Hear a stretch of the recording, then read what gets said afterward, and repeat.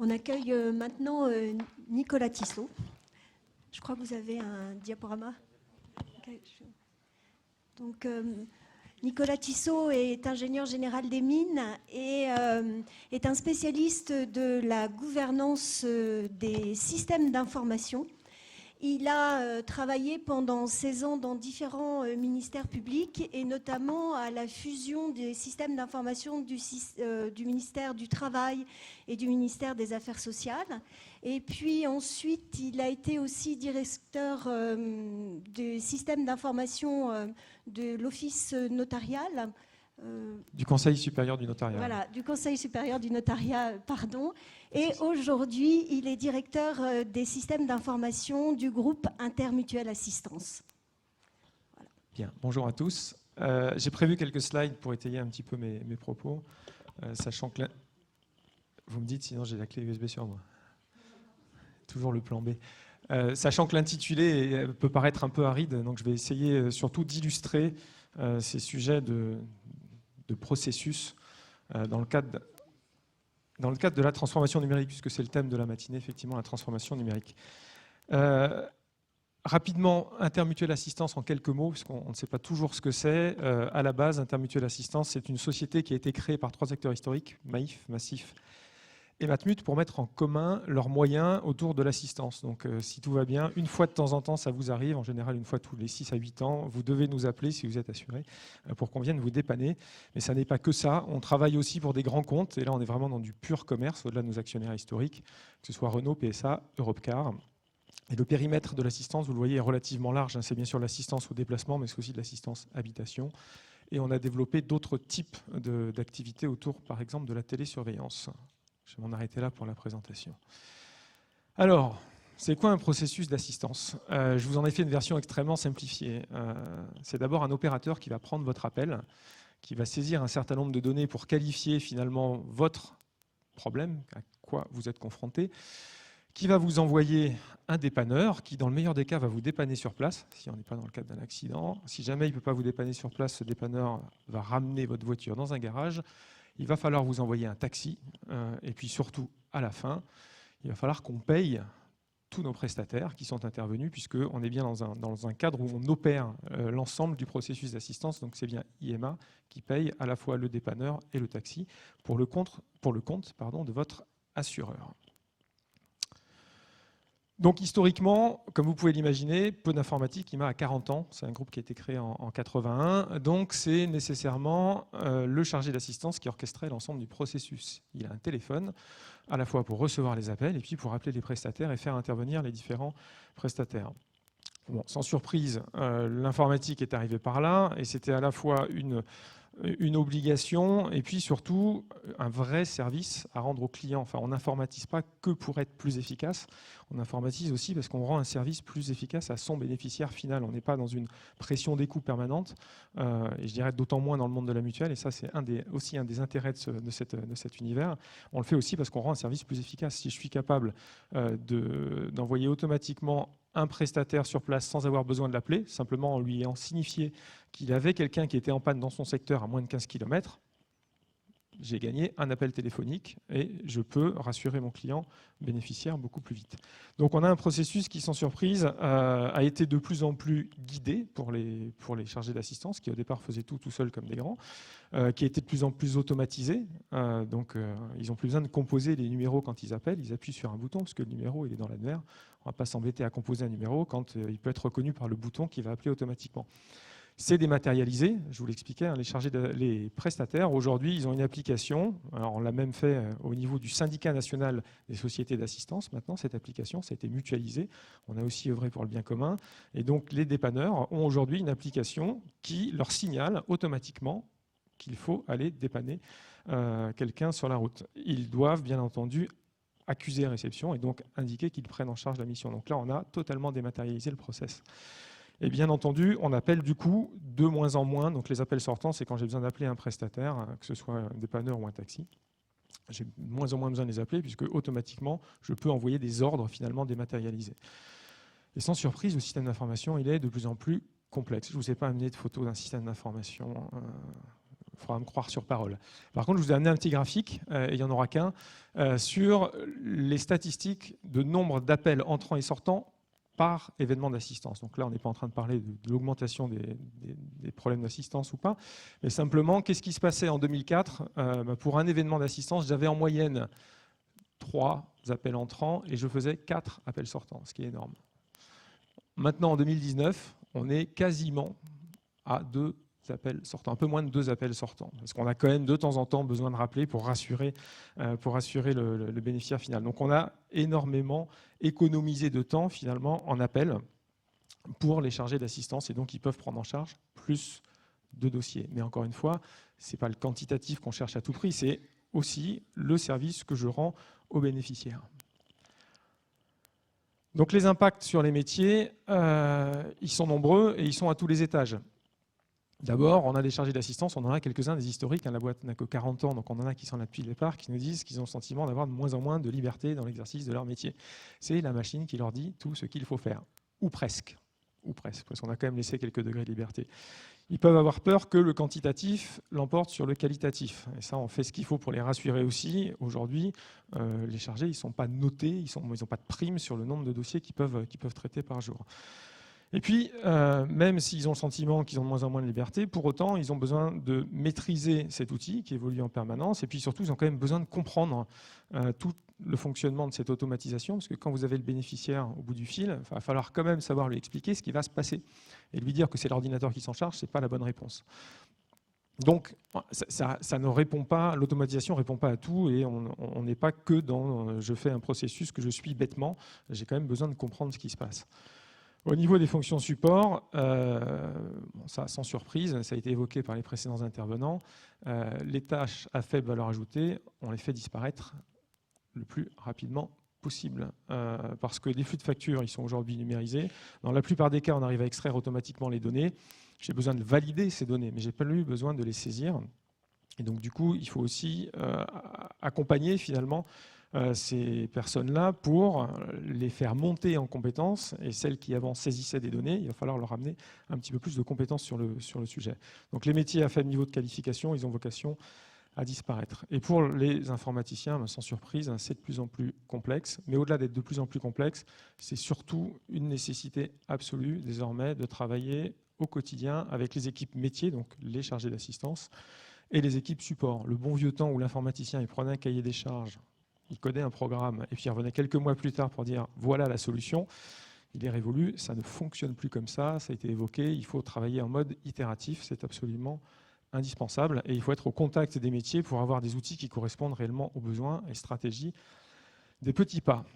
Alors, partir de là, revenons sur nos chargés d'assistance qui se plaignent du fait que ça les guide de plus en plus, l'outil qu'ils ont de moins en moins d'intérêt à leur travail. L'autonomie fait-elle réellement le bonheur au travail ? On peut leur poser la question, est-ce que c'était vraiment mieux avant, avec tous vos téléphones que vous deviez décrocher en permanence pour essayer d'obtenir le prestataire qui éventuellement ne répondait pas, parce que quand vous avez besoin d'un dépanneur et que le dépanneur ne répond pas, vous passez au suivant dans l'annuaire. Voilà. C'est aussi pour ça qu'on pouvait avoir 4 appels sortants. Quand on n'arrive pas à joindre un, on passe au suivant. Maintenant, c'est la machine qui fait ça automatiquement. Quand il ne répond pas au bout de 5 minutes, la machine, elle passe au suivant et elle demande au suivant de se manifester. Puis finalement, on est autonome ou on est automate ? Parce que qu'est-ce qu'il fait le chargé d'assistance quand il n'a pas de système d'information ? Il fait ce que le système d'information fait aujourd'hui, je ne vais pas dire mieux que lui, mais finalement plus efficacement que lui, et puis sans valeur ajoutée particulière. Ce n'est pas ça qu'on attend de notre chargé d'assistance.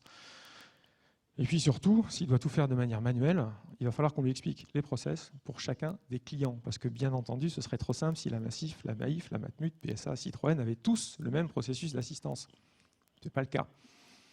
Ce n'est pas le cas. Les règles changent, les contrats sont différents, et donc si on n'a pas un ordinateur qui amène automatiquement quelles sont les garanties auxquelles peut prétendre le bénéficiaire, vous ne vous en sortez pas. C'est-à-dire vous repartez avec des centaines de pages sous le coude à essayer de comprendre de quoi il s'agit. Pour autant, encore une fois, je l'expliquais, il faut bien que l'ordinateur puisse expliquer ce qui est en train de se passer. Il va falloir pouvoir dire au bénéficiaire, vous avez le droit à 3 jours de location de voiture, et pas 5, et pas 10, ce qui peut varier en fonction des différents clients.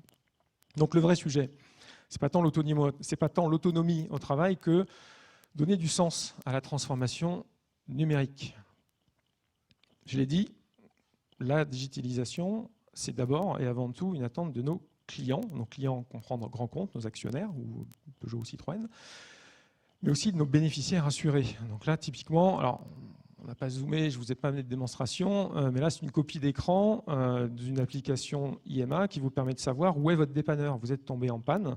Le dépanneur lui demande d'activer quand il part une application qu'il a sur son smartphone et vous pouvez suivre en temps réel où est-ce qu'il est, s'il va arriver. Et ça rassure. Voilà, ça évite que le client, au bout d'une demi-heure, enfin le bénéficiaire, au bout d'une demi-heure, vous rappelle en vous disant « je ne sais toujours pas ce qui se passe ». Vous gagnez du temps. Et ça, le chargé d'assistance, il le comprend parfaitement, que ça va lui éviter un appel. Alors, bien sûr, nos plateaux sont mutualisés, je ne l'ai pas précisé, mais ce n'est jamais le même chargé que vous avez quand vous appelez naturellement. Donc, il doit rouvrir le dossier, il doit comprendre de quoi il s'agissait.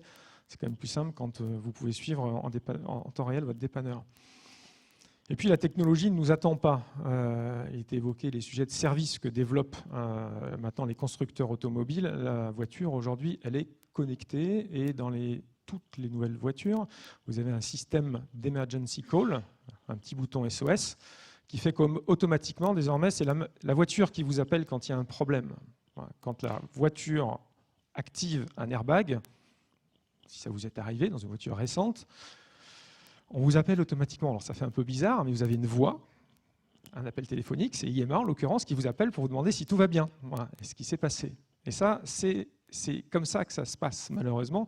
Et il faut le prendre en compte, et c'est là aussi toujours dans un souci de rendre un service aux bénéficiaires assurés que vous êtes. Si vous avez planté votre voiture dans un arbre, c'est quand même vachement plus simple. Si on peut vous appeler, savoir dans quel état vous êtes ou pas, et s'il n'y a pas de réponse, vous envoyez les pompiers sans même que qui que ce soit se soit préoccupé du sujet.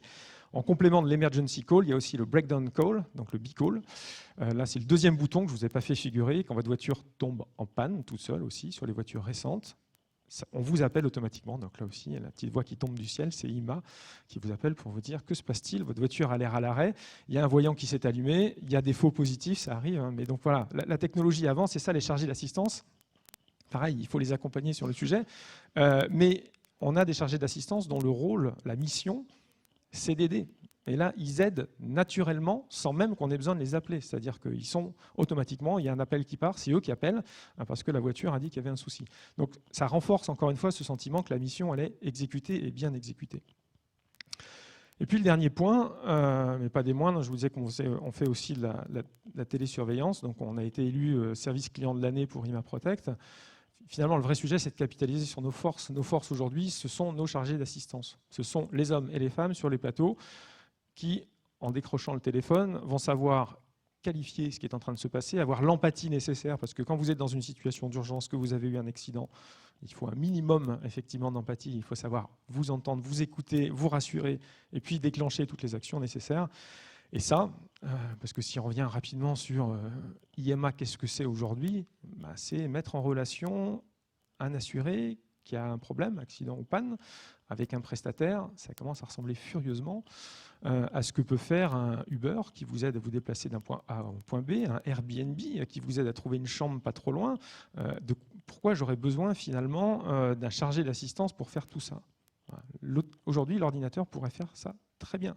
Me mettre en relation avec un prestataire, c'est pas si compliqué que ça. Aujourd'hui, il y a des bases de données dans tous les sens, facile. Donc, il est indispensable de capitaliser sur ce que de nouveaux entrants auront du mal à obtenir. C'est cette expérience, c'est plusieurs milliers de salariés qui sont en capacité de prendre des appels et de les gérer correctement. Ensuite, il y a un sujet de croissance à gérer intelligemment pour éviter de se trouver dans une situation où mécaniquement, on sait que les appels vont avoir vocation certainement à diminuer et où on n'a pas trop de salariés et donc il faut développer de nouvelles activités. Donc concrètement, comment on fait tout ça ? Ça a été dit, hein, donc je vais passer très vite. Il faut mettre les collaborateurs au centre de la transformation et il faut les rendre acteurs. Le numérique, il est à leur service. Ce n'est pas une contrainte, c'est une aide. Quand je n'ai pas à apprendre par cœur toutes les clauses de garantie de mes 3 actionnaires favoris et que le PC me le dit automatiquement, c'est quand même vachement mieux. Donc c'est une aide au quotidien. C'est eux qui connaissent le métier mieux que nous. Et là, je parle aussi bien pour les informaticiens que pour les grands chefs de la boîte. Ce n'est pas le grand chef de la boîte qui sait comment fonctionne. Alors, on a un cas particulier chez nous, c'est qu'on a un grand chef autodidacte qui est passé sur les plateaux d'assistance, qui a commencé à cet endroit-là, Claude Sarcia. Mais sinon, le grand chef, il connaît rarement le métier. Donc, il faut aller au contact de ses collaborateurs pour pouvoir transformer. Et puis, plus on les implique en amont, plus ils sont engagés. Et l'engagement, je ne vous fais pas un dessin. S'il n'y en a pas, vous savez que vous coulez la boîte, quoi qu'il arrive. Ça a été indiqué aussi, le modèle managérial à revoir en profondeur, pour ne pas dire en totalité. L'ordinateur, il pilote très bien. Merci. Donc un manager qui est derrière son écran pour regarder des chiffres et dire tout va bien, on n'en a pas besoin. Ou qui est là pour dire au chargé d'assistance, ah, toi, tu as fait un peu moins de dossiers que les autres, aucun intérêt. Ce qu'on va lui demander, c'est d'aller voir s'il y a un chargé qui fait un peu moins de dossiers, est-ce qu'il a des dossiers plus compliqués, est-ce qu'il a des difficultés, est-ce qu'il ne faut pas l'aider, est-ce qu'il ne faut pas faire un peu de double écoute avec lui pour que ce chargé d'assistance il retrouve un peu d'air et que finalement la boîte s'en porte mieux. Donc voilà, c'est quand même un changement de culture assez important, puisque à l'origine, encore une fois, les managers, ils étaient sur les plateaux, ils gèrent des piou-piou, hein, c'est un petit peu militaire, et ça, c'est absolument indispensable de faire changer tout ça.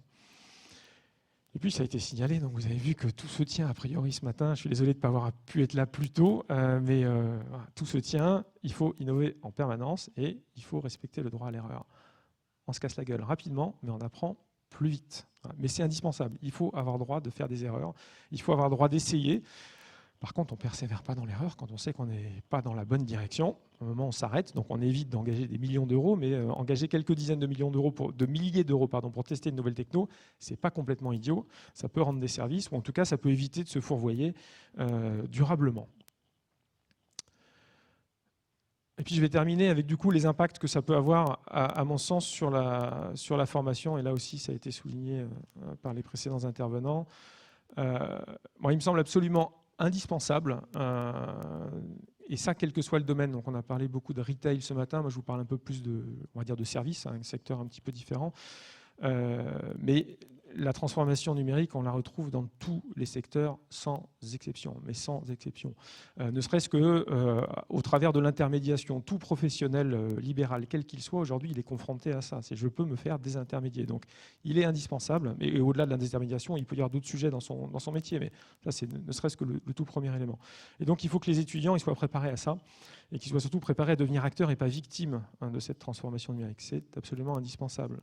Donc, pour moi, ils doivent comprendre au minimum ce qu'est un système d'information. Il faut qu'ils aient la curiosité, il faut que vous ayez la curiosité de les amener à comprendre ce qu'il y a derrière un Facebook, un Twitter. Alors on peut leur parler de cloud, mais pas que. Enfin, il faut leur expliquer tout le maillage qu'il peut y avoir derrière, leur expliquer ce que deviennent leurs données, parce que la clé, effectivement, de la transformation numérique, ça a été dit, c'est la maîtrise des données. IMA a besoin de se transformer, elle aussi. On a besoin donc on a digitalisé, on a informatisé des processus, on est plus efficace, très bien. Mais on se dit que demain, une application pourrait, voilà, avec un peu d'intelligence artificielle, un joli voicebot, bon, si tant est que vous acceptiez qu'un voicebot vous réponde, mais elle pourrait nous remplacer. Mais on a la chance aujourd'hui pas de maîtriser, mais en tout cas de gérer, de travailler au quotidien avec un réseau d'intervenants. Donc on travaille avec des garages. Est-ce qu'on ne peut pas, sur ce réseau de garages, commencer à faire des choses en utilisant les données effectivement, dont on dispose? On sait qui on a envoyé, à quel endroit, combien de fois. On peut monétiser. Voilà. C'est pas très beau, mais ça peut se monétiser de la donnée. Je peux faire en sorte que mon réseau, je le développe, je le maîtrise un petit peu plus. Quand j'ai des prestataires qui viennent vous résoudre, des plombiers ou des électriciens qui viennent résoudre un problème à la maison, au lieu de résoudre des problèmes, ce même plombier ou ce même électricien, il peut peut-être venir faire des travaux d'embellissement chez vous. Voilà. Donc, qu'est-ce que je peux imaginer comme nouveau service à proposer, avec en plus, parce que j'ai des chargés d'assistance qui savent qui connaissent un petit peu les devis pour des réparations. Bon, ce n'est pas très compliqué non plus. D'abord, ils ont cette fibre, et puis sinon, les former sur comment challenger un devis pour des travaux d'embellissement. Et si demain, on vous propose un service où vous pouvez appeler un conseiller impartial ou presque, parce qu'il y a quand même un réseau derrière et ça restera du commerce, mais en tout cas d'une société qui a pour habitude de dépêcher chez vous des gens qui sont là pour plutôt vous dépanner, peut-être qu'on peut monétiser là aussi de nouveaux services et faire en sorte que nos chargés d'assistance qui aujourd'hui sont plutôt en mode réactif pour résoudre une difficulté, puissent être demain présents en mode proactif pour soit vous aider à entretenir mieux votre voiture, soit à entretenir mieux votre maison ou votre appartement. J'ai dérivé, mais voilà, c'était pour bien vous montrer ce qu'on voulait dire autour de la donnée. Et ça, c'est parce que, encore une fois, on maîtrise un réseau, on sait quel flux on peut envoyer dans ces différents réseaux, la capacité de ces différents réseaux. Et puis un dernier point, comme tout devient logiciel ou service, c'est-à-dire du hard, on en a toujours en dessous, mais on l'apprend de moins en moins à l'école, puis on en a de moins en moins puisque justement on a des géants du cloud qui nous expliquent que le hard il s'en occupe, il faut plus faire que du soft. Je pense que former un minimum au codage, c'est indispensable parce que finalement tous les process, tout ce qu'on peut faire, c'est de l'algorithmie d'une manière ou d'une autre. Donc je pense que vous en êtes convaincus. Et puis en conclusion, et je pense que ce que moi j'en retiens depuis maintenant quelques années, c'est que finalement, quels que soient les métiers, ce qui va faire demain l'intérêt de ces métiers et le fait qu'ils vont survivre, c'est qu'il va falloir être de plus en plus technique et de plus en plus expert. Il faut se résoudre à l'idée que la machine fait tout ce qui n'a pas de valeur particulière. Par contre, vous, en tant que professionnel, vous devez comprendre ce qui se passe et puis vous devez pouvoir challenger la machine. L'intelligence artificielle a été évoquée. C'est pas l'intelligence artificielle aujourd'hui qui aide ou qui permet de diagnostiquer un cancer à partir de centaines de milliers de radios. Elle aide à dire il y a peut-être. Et effectivement, elle va pouvoir être un œil un peu plus précis que le radiologue, parce qu'elle aura vu passer des centaines de milliers de radios et elle pourra dire là. Et donc ça va attirer l'attention, mais il restera pas moins que si le radiologue ou l'oncologue ne fait pas ce geste supplémentaire, soit de faire la biopsie, soit d'aller vraiment focaliser là où on lui a dit qu'il fallait regarder, et s'il ne met pas son expertise en jeu, ça ne fonctionnera pas. Et moi, personnellement, je ne ferai jamais confiance à une machine qui me dit « tu as un cancer, ou tu as tel truc, ou tu as tel autre », si je n'ai pas un expert derrière qui va savoir me dire « effectivement, en y regardant de plus près, je vais pouvoir le challenger, et je vais pouvoir en parler avec d'autres ». Et ce n'est pas la machine que j'attends là-dessus, c'est vraiment le professionnel. J'ai fait vite, mais il se trouve que j'ai un train à prendre pour Niort à 12h20, juste en dessous, mais j'ai quelques minutes.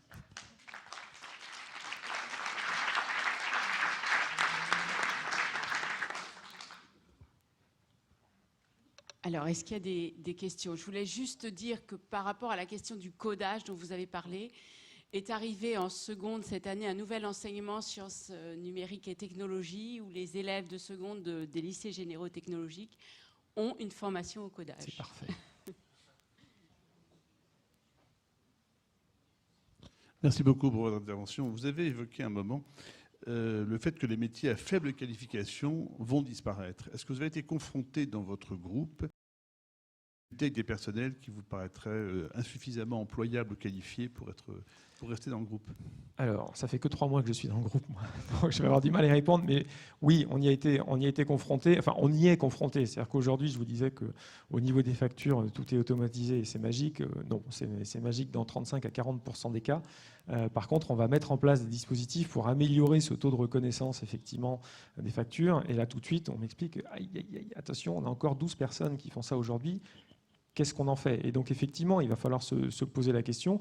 On ne manque pas de besoins en chargé d'assistance. Ces 12 personnes ont-elles la capacité demain à faire chargé d'assistance ou chargé d'accueil, puisqu'on a commencé à diviser en deux je dirais le métier de chargé d'assistance. Il va falloir qu'on se pose la question et qu'on y aille. On n'a pas le choix. Et ce serait irresponsable de se dire... Enfin, on ne fait pas parce qu'il faut employer ces 12 personnes, donc on va les laisser et on va attendre et on ne va pas faire d'automatisation particulière, parce qu'on a quand même des actionnaires derrière qui regardent malgré tous les chiffres, même si, encore une fois, la pression n'est pas celle d'un actionnariat traditionnel. Et puis, laisser des collaborateurs aujourd'hui faire ces travaux à faible valeur ajoutée, alors même qu'à côté, ils voient bien que tout s'automatise, il me semble que c'est notre responsabilité que de leur proposer autre chose. Et on a de quoi les recycler au sein du groupe. Mais on n'est pas effectivement sur des échelles de plusieurs centaines de collaborateurs. Voilà. Pour aller un peu dans le même sens que mon collègue, du coup, on a entendu aussi tout à l'heure un témoignage qui relève de la grande distribution, vous aussi sur les process. Du coup, tâche à faible valeur ajoutée, on n'y est plus, on le comprend tout à fait. Le faible niveau de qualification, du coup, vous mettez le niveau de qualification nécessaire à l'insertion à quel degré? Parce qu'au sein de l'éducation nationale, on a un tiers des lycéens qui sont en lycée professionnel. Donc, on a des vraies interrogations sur leur capacité d'insertion. Alors, je ne connais pas suffisamment le système éducatif pour savoir ce qu'on fait en sortant d'un lycée professionnel. Il est sûr que dans un métier de service comme le nôtre, on va avoir besoin de chargés d'assistance, donc d'étudiants, d'élèves qui savent s'exprimer dans un français correct, malgré tout, comprendre ce qu'ils manipulent au quotidien. On les appelle parce que je vois que ça fait réagir au niveau de français correct, mais c'est malheureusement indispensable. Et pour avoir fait pas mal de double écoute sur les plateaux, on demande aussi une patience aux chargés d'assistance. Je pense que c'est intéressant. On est confronté, effectivement, mais comme vous, hein, à la société, avec effectivement des personnes parfois pour lesquelles il est compliqué de comprendre quelle est réellement la nature du besoin. Donc, chargé d'assistance, il faut effectivement cette capacité minimum d'empathie, de compréhension et d'élocution qui permet de gérer différentes situations.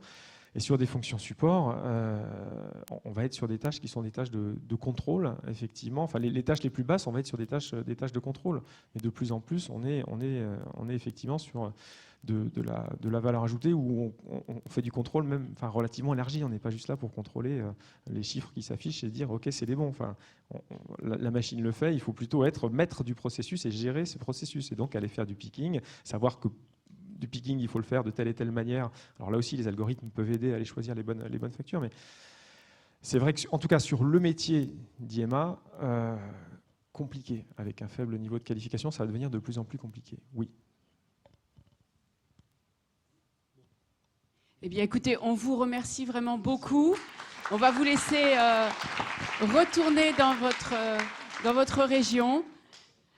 Et on va donc